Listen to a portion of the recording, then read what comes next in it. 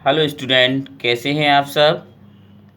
आज हम सीखेंगे प्रश्नावली 2.5 का 10वीं का पहला। ठीक है, प्रश्न लिखा हुआ है गुणनखंड कीजिए। एक सरसमीका लगाएंगे और इस गुणनखंड को इसका गुणनखंड निकालेंगे।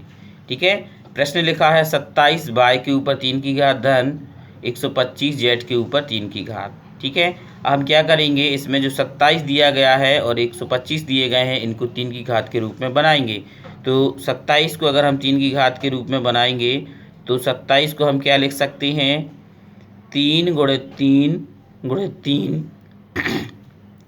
बराबर 3 के ऊपर 3 की घात, मतलब 3 त्रिका 9, 9 तिया 27। तो ये 3 की घात के रूप में बन जाएगा। इनके ऊपर 1 की पावर होती हैं, ये जुड़ जाती हैं, तो ये 3 की घात के रूप में बन जाएगा। इसी तरीके से हम 125 को करेंगे तो 5 गुणित 5 गुणित 5 के रूप में इसको भी हम लिख सकते हैं। और 5 के ऊपर कितनी घात लगा देंगे, 3 की घात लगा देंगे। 5 25 और 25 पंचे 125। ओके, और इसको हम अब इस तरह से लिखेंगे कि 3 बाय इस पूरे के ऊपर कितनी घात लगा देंगे, 3 की घात धन 5 जेड, और इस पूरे के ऊपर भी हम 3 की घात लगा देंगे। अब हम सवाल में मान लेंगे कि माना कि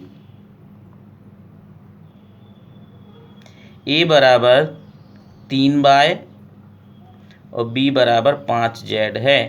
ठीक है, अब एक सर्वसमीका का प्रयोग करेंगे और लिखेंगे सर्वसमीका कौन सी लगाएंगे अपन, ए के ऊपर 3 की घात धन बी के ऊपर 3 की घात बराबर में लिखेंगे ए धन बी, और दूसरे कोष्टक में लिखेंगे ए के ऊपर 2 की घात ऋण ए बी धन बी के ऊपर 2 की घात। इस तरह से हमें इसमें लिख देना है कि इस सरसमीका में अब हम क्या करेंगे, ए के और बी के मान रखेंगे। तो लिखेंगे मैं ए कॉमा बी का मान रखने पर, अब इसमें मान रख देंगे। देखिए, इसमें ए और बी का मान रखेंगे तो ये हमारा ऊपर का ही पोर्शन आ जाएगा, तो इसलिए हमें इसको ज्यों कहते हैं उतार देना है। 27 बाय के ऊपर 3 की घात धन 125 जेड के ऊपर 3 की घात। अब यहाँ ए बी के मान रखेंगे, तो ए का मान रखेंगे तो 3 बाय और बी का मान हो जाएगा 5 जेड। दूसरे कोष्टक में लिखेंगे तो क्या आ जाएगा हमारा, ए का मान रखेंगे तो 3 बाय के ऊपर 2 की घात लग जाएगी।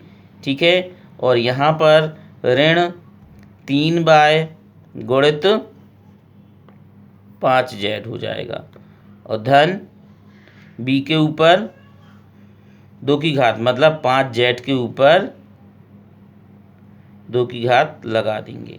ठीक है, अब आगे हल करेंगे तो क्या आ जाएगा, ये तो ज्यों कहते हैं लिखा रहेगा 3 बाय धन 5 जेड, और अगले कोष्टक में इसको हल करेंगे तो इसके ऊपर 2 की घात है, मतलब 3 के ऊपर 2 की घात, मतलब 3 त्रिका 9, और बाय के ऊपर 2 की घात लग जाएगी।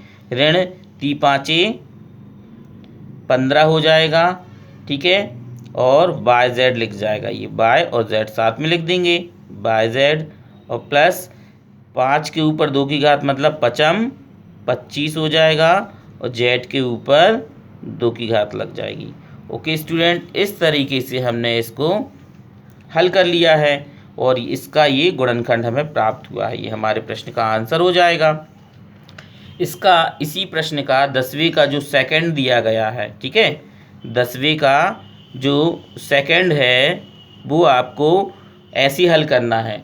ठीक है, क्योंकि इसमें क्या है, ये प्लस का है, और जो प्रश्न दिया गया है, प्रश्न क्या है हमारा सेकंड वाला, ये है हमारा 64 m के ऊपर 3 की घात ऋण 343 n के ऊपर 3 की घात। तो यहाँ पर हमें माइनस वाली सरसमीका लगा देनी है ना। कौन सी, माइनस वाली कौन सी, ए के ऊपर 3 की घात ऋण बी के ऊपर 3 की घात, ये सरसमीका लगानी है। और इस सरल के द्वारा आप इस सवाल को हल कर सकते हो। सेम प्रोसेस है, आसानी से आप कर सकते हो, घर पे कोशिश करो, ठीक है।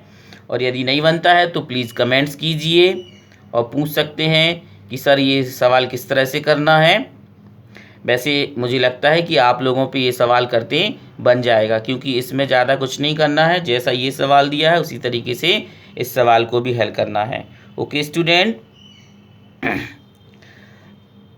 आगे के प्रश्नों को हम अगली क्लास में देखेंगे। तब तक के लिए आप सभी बच्चों को मेरी तरफ से नमस्कार।